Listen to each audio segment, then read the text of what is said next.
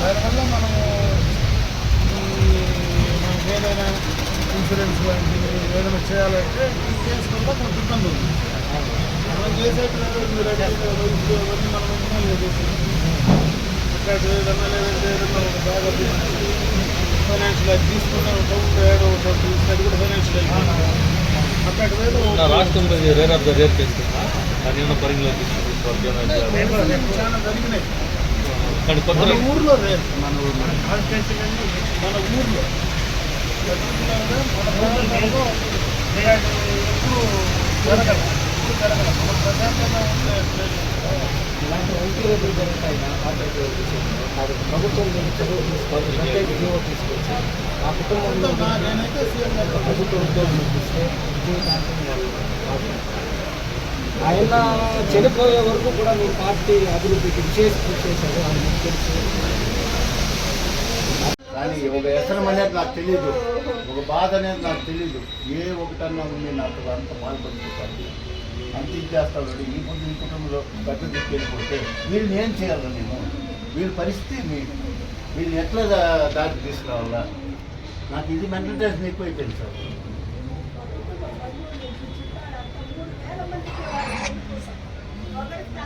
వేరే ఆధారాలు ఏమన్నా ఉన్నాయంటే ఏం లేవు.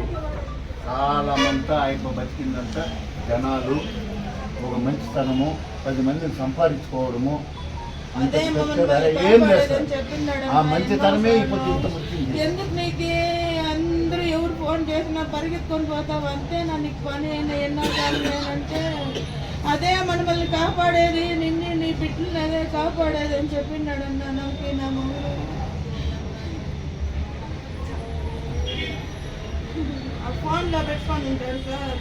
జగన్ అంటే హెల్ప్ అంటే జగన్ ఎప్పుడు ఎవరైనా కాల్ చేస్తున్నా కానీ పెట్టుకుంటాడన్న నా భర్త.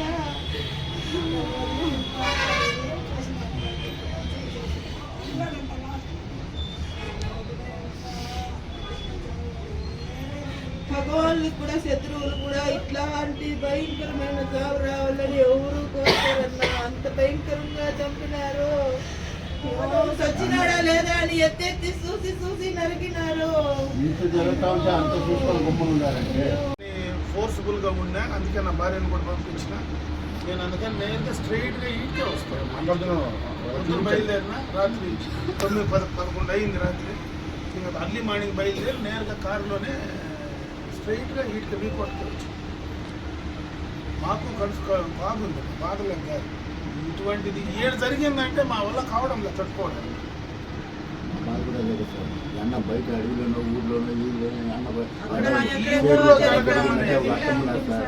ఇంత టౌన్లో ఇంత ఊర్లో పట్టపొగులు అది అర్లీ మార్నింగ్ 7:30-8కి జరిగిందంటే ఈ ఊర్లో జరగడం అనేది ఇంకా తట్టుకోలేకుండా ఉంది. మీకు అట్లాంటి ప్రశాంతమైన ఊరు ఇది. ఇప్పటి నుంచినో ఇక్కడ ప్రశాంతంగా అన్ని వర్గాలు కులాలు ఉండే చోట కూడా కలిసి మనం అందరం కూడా బతుకుతాం. ఇటువంటి చోట ఇటువంటి కల్పిట్స్ ఉండి ఇటువంటి చీడ పురుగులు ఉండే దాన్ని ఏరకపోతే రేపు ఇక్కడ అందరు సమాజానికి ఇబ్బంది వస్తుంది. మాకే కాదు, ఒక మంచితనమే ఇప్పుడు జరిగేదానికి కారణం సార్. వేరే ఏం లేదు. ఆయన దగ్గర ఉండే, మా అల్లుని దగ్గర ఉండే ఒక మంచితనము ఈ పొద్దు ఇంత దారి దిగింది. అదే నేను, నా కుటుంబము, నా బిడ్డలు, నా జరగదు. మేము కూడా తిరుగుతూనే ఉంటాం. పబ్లిక్ గా ఏడాది పోతాము, మనుషులతో మాట్లాడతాము. ఎవడన్నా ఏం చేస్తాడని ఎట్లా ఎక్స్పెక్ట్ చేస్తాను? నేను కూడా అందరితో ఫ్రీగానే నాలాంటి వాడు కూడా తిరుగుతాను.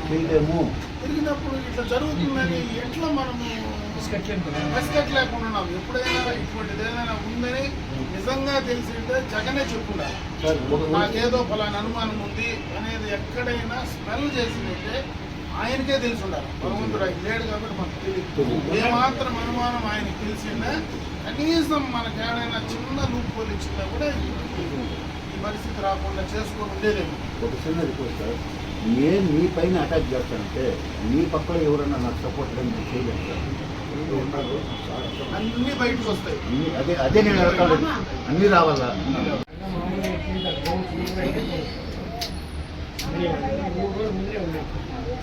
అంటే వీళ్ళు కూడా సార్ ఆయన ముందు వచ్చినా ఈయనకి ఫోన్ చేసి రమ్మంటారు కూడా.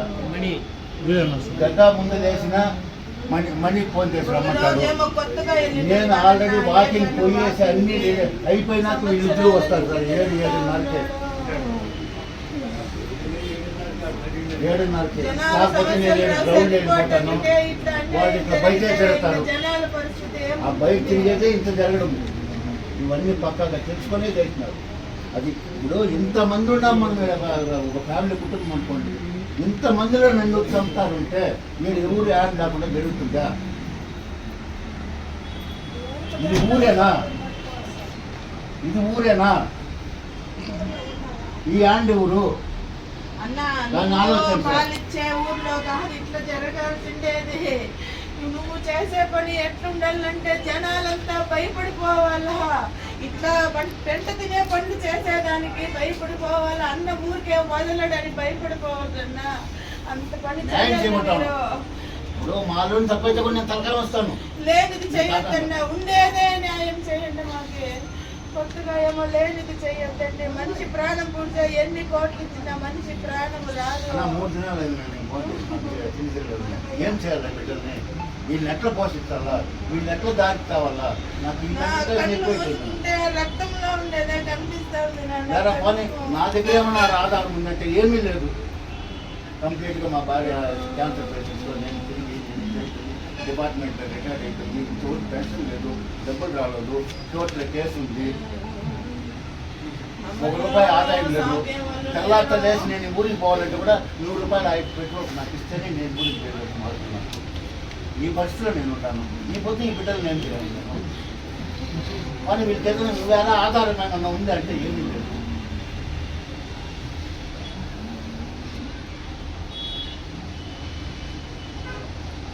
ఒక్క సస్పీషియస్ యాక్టివిటీ కానీ ఒక్కటి కూడా ఒకరి మీద అనుమానం పడి కానీ ఏదైనా చేయొచ్చని కానీ అసలు సంబంధమే లేదు. అండ్ ఫస్ట్ అండ్ ఫార్మోస్ట్ ఒకవేళ మనకి ఏదైనా ఆపద వస్తుందని తెలిస్తే మనం ముందే దాన్ని యాంటిసిపేట్ చేసి మనకి ఏమైనా వస్తుందంటే జాగ్రత్త పడతాం.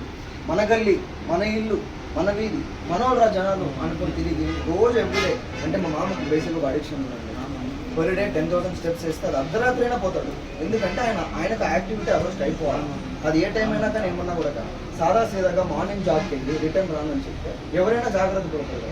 ఇటు వెళ్ళాం వాడు హాయ్ చెప్పాం. మా నాన్న ఉన్నాడు అక్కడ ఆ గల్లీ దగ్గర, ఆయన ఏడపోతానంటే ఆయన కూడా మా బావ వస్తాం బావ అని చెప్పేసుకున్నాడు. ఆ గల్లీలోకి పోయేసరికి ఇట్లా అయినట్టు.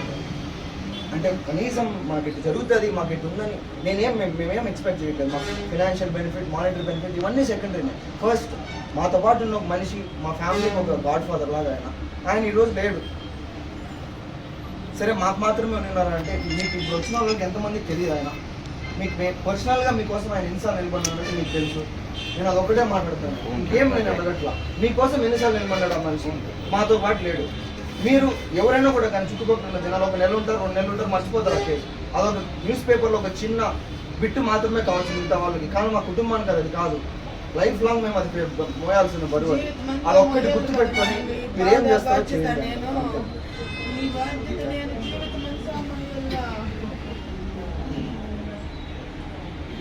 ఇది ఘోరం. ఊరు దీన్ని సమాజంలో ఎవరు కూడా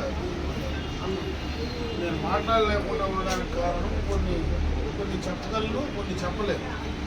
ఎందుకంటే మీడియా ఉంది, మనుషులు ఉన్నారు, ఎంతవరకు మాట్లాడాలన్నా అంతే మాట్లాడాలి.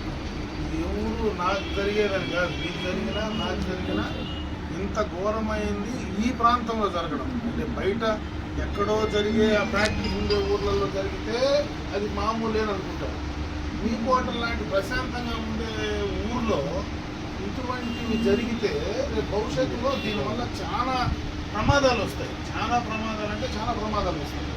దానికి సొల్యూషన్ ఖచ్చితంగా గవర్నమెంట్ తీసుకుంటుంది. నేను చంద్రబాబు నాయుడుతో మాట్లాడినా, నేను హోమ్ మినిస్టర్ కూడా డైరెక్ట్గా మీకు అక్కడి నుంచి నేను హోమ్ మినిస్టర్తో మాట్లాడించిన, ఆయనతో కూడా మీటింగ్లో ఉన్నాడు కాబట్టి ఆయనతో మాట్లాడేదానికి అవకాశం లేకపోతే నేనే పోయి జరిగిందని చెప్పిన ఇమీడియట్గా ఎస్పీతో, వాళ్ళు డిఐజీ కూడా ఎస్పీతో మాట్లాడినాడు, ఇంటెలిజెన్స్ డీజీ మాట్లాడినాడు.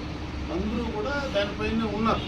కాకపోతే కొన్ని సందర్భాల్లో ఏ సమయంలో ఏం చేయాలనే దానిపైన శిక్ష ఇంత దారుణమైన దానికి ఏం శిక్ష పడాలనేది వాళ్ళే డిసైడ్ చేస్తారు. కాబట్టి మీకు ఎవరు ఈడ ఈ ఇన్సిడెంట్ జరిగిన దానివల్ల ప్రతి ఒక్కరి మనసులో నీకంటే ఎక్కువ బాధ ఉంది. మీరు బయటపడుతున్నారు ఫ్యామిలీ మెంబర్లుగా, మేము మనసులో ఉండేది బయట పడలేకుండా. అందులో నాలాంటి వాడు నేను బయట పడేదానికి అవకాశం లేకుండా మనసులోనే పెట్టుకొని ఉండాలి. ఖచ్చితంగా న్యాయం జరుగుతుంది. 100% తప్పు చేసిన వాడికి ఏం శిక్ష పడాలనో ఖచ్చితంగా శిక్ష పడుతుంది. ఇటువంటి ప్రాక్టీసు ఇలాంటి మనుషులు ఇక్కడ ఎవరు ఉన్నా కూడా ఖచ్చితంగా వాటిని ఏరుతో కూడా పీకేయాలని ప్రభుత్వం అన్నీ కూడా డిసైడ్ చేసుకునేది. 100% ఇది మళ్ళీ ఇటువంటిది వేరేవాళ్ళం జరగకుండా. దురదృష్టం ఏమాత్రం చిన్న అనుమానం వచ్చినా ఎక్కడైనా చిన్న ఇది జరిగినా మేము కూడా అలర్ట్ అయ్యింటాం. మాకు కూడా తెలియదు ఇంత పరిస్థితి ఉంటుంది, ఇట్లా జరుగుతుందని. షాక్ మా అందరికీ. ఏమాత్రం కొద్దిగా మాకు ఇన్ఫర్మేషన్ పల్స్ తెలిసింది కూడా ఈరోజు ఈ నష్టం జరగకపోయాను. దురదృష్టం మన చేతిలో లేదు, మా చేతిలో లేదు. ఖచ్చితంగా ఏం చేయాలో జరిగే తీరుతుంది. ఆయన కూడా చెప్పినాము ఏ రకంగా న్యాయం చేయాలనో 100% చేస్తాం. నా వరకు 100% మీ కుటుంబానికి ఖచ్చితంగా అండగా ఉంటాం. మేమందరం కూడా ఉన్నాం. మీకు ఎప్పుడు ఏ అవసరం వచ్చినా నాకు చెప్పండి. తప్పనిసరిగా కూడా మేము మీకు చేయడానికి సిద్ధంగా ఉంటాం. మీ మనసులో అంతకంటే నేను బయటపడి కూడా చెప్పలేను.